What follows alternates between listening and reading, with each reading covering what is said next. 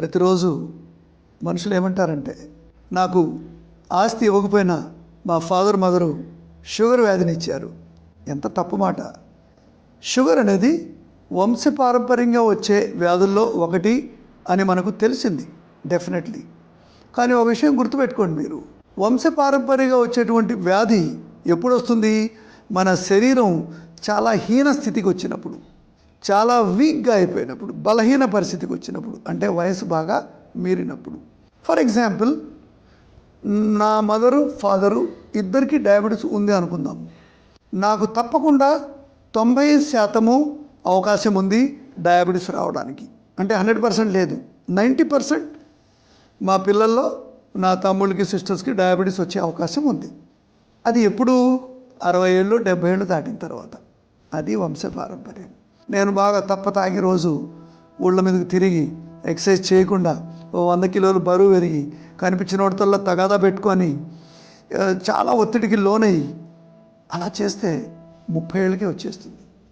మీరు దాన్ని వంశపారంపర్యంతో వచ్చిన షుగరు అని చెప్పే అధికారమే లేదు. So please refrain from saying parents have given me sugar, parents have given me BP. No. So ఇది చాలా ముఖ్యమైనది. ఇంకా మనకు ఇన్సులిన్ డిపెండెంట్ డయాబెటీస్ ఉంది. చాలా తక్కువ వయసులో వచ్చేది. ముందు పిల్లల్లో కనిపిస్తుంటే మేము జువెనైల్ డయాబెటీస్ అనేవాళ్ళం. ఇక్కడ ఏం జరుగుతుందంటే కంప్లీట్ ఇన్సులిన్ ప్రొడక్షనే ఉండదు. అంటే మన క్లోమము, దట్ ఈస్ ఎ ప్యాంక్రియాస్, దాంట్లో ఉండేటువంటి ఐలెట్స్ ఆఫ్ లాంగర్ హ్యాన్స్ అనే కణాలు ఇన్సులిన్ని ఉత్పత్తి చేస్తాయి. అది కొన్ని వైరస్ వ్యాధుల వల్ల, కరోనా బాగా సోకినప్పుడు కూడా ఒక్కోసారి ఇది డ్యామేజ్ అవ్వచ్చు. కొన్ని తెలియని కారణాల వల్ల సడన్గా మనిషిలో ఐలెట్స్ ఆఫ్ లాంగర్ హ్యాన్స్ ఇన్సులిన్ని ప్రొడ్యూస్ చేయడం కంప్లీట్లీ ఆగిపోయిందనుకోండి, అప్పుడు మనకు ఇన్సులిన్ రిప్లేస్మెంట్ అవసరం. అంటే పూర్తిగా మనం ఇన్సులిన్ని బయట నుంచి ఇవ్వాలి. కానీ మామూలుగా మనం టైప్ 2 డయాబెటీస్, కామన్గా మనం చూసే డయాబెటీస్ ఏంటంటే కొంతవరకు ఇన్సులిన్ ఉంటుంది కానీ సరిగా పనిచేయదు. For example, 10 ml insulin produce చేస్తే 5 ml మాత్రమే సరిగా పనిచేస్తుంది, మిగతా 5 ml పనిచేయటంలే. అటువంటప్పుడు మనం టైప్ 2 డయాబెటీస్ అంటాం. దానికి ఇచ్చే మందులన్నీ ఏం చేస్తాయి?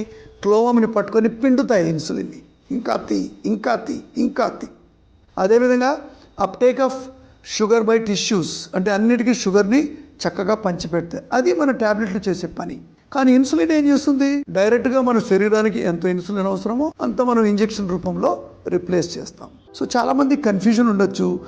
టైప్ 2 డయాబెటీస్ వాళ్ళకు కూడా కొంతకాలం తర్వాత ఇన్సులిన్ అవసరమా? ఎస్. ఎందుకని? ఈ ట్యాబ్లెట్స్ అన్నీ కూడా కొంతకాలానికి శరీరం మీద పనిచేయవు, అవి రెసిస్టెన్స్ అయిపోతాయి. సో అప్పుడు మనం ట్యాబ్లెట్లు పెంచి ఒక స్టేజ్కి వచ్చిన తర్వాత ట్యాబ్లెట్స్ మనకు టాక్సిక్గా మారుతాయి. అంటే అన్ని ట్యాబ్లెట్స్ లివర్కి పోవాల్సిందే కదా. కొన్ని ఇయర్స్ తర్వాత ట్యాబ్లెట్లు మింగే డయాబెటీస్ వాళ్ళకు కూడా కొంత మోతాదులో ఇన్సులిన్ ఇవ్వవచ్చు, దానివల్ల నష్టం లేదు.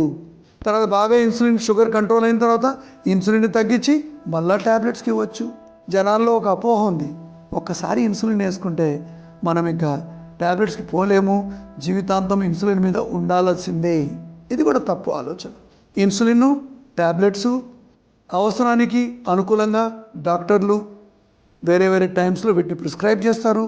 మీరు దీని గురించి చాలా ఎక్కువగా టెన్షన్ పడకూడదు. సో డాక్టర్లు ఎలా చెప్పారో అలాగే చేయాలి.